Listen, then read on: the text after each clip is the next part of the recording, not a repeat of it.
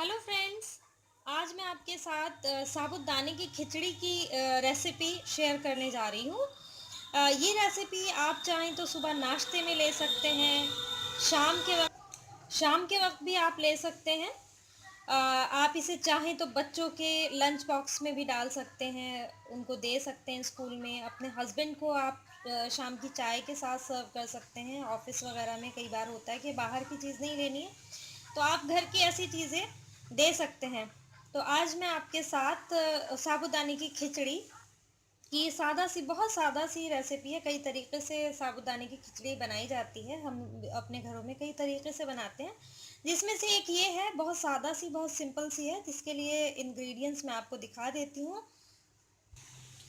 तो यहाँ पर मैंने 1 कटोरी साबूदाना लिया है। ये करीब आधा कप से भी कम मैंने लिया था। जितनी भी आपको ज़रूरत है आप उस हिसाब से ले लें, और इसे पानी में आप करीब 1 से 2 घंटा भिगो दें।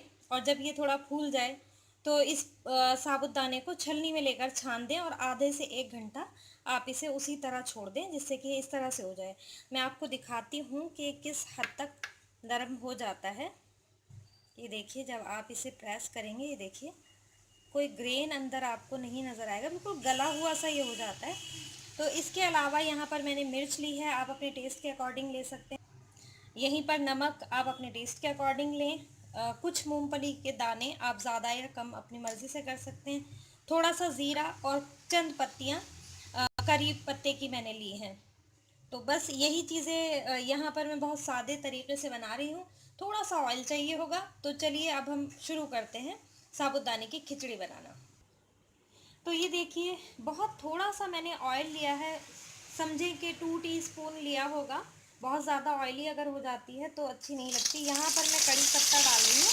2-3 कड़ी पत्ते लेकर मैंने यही तोड़ लिए थे उनको, जिससे खुशबू अच्छे से आ जाए। यहीं पर मैंने मूंगफली के दाने डाल दिए, और 1 चुटकी ज़ीरा भी मैंने इसमें ऐड कर दिया। तो इन्हें अच्छे से भून लेते हैं, मूंगफली और ये कड़ी पत्ता वगैरह सब भुन जाए। और अब मैं यहाँ पर हरी मिर्च भी ऐड कर देती हूँ। जितनी आप हरी मिर्च पसंद करें आप उतनी ले सकते हैं, और इसे भी 1-2 मिनट हम भून लेंगे। और यहीं पर ये देखिए, ज़ीरा भी तैयार हो चुका। ये जो साबूदाना है ये डाल देते हैं, और यहीं पर मैं नमक ऐड कर देती हूँ।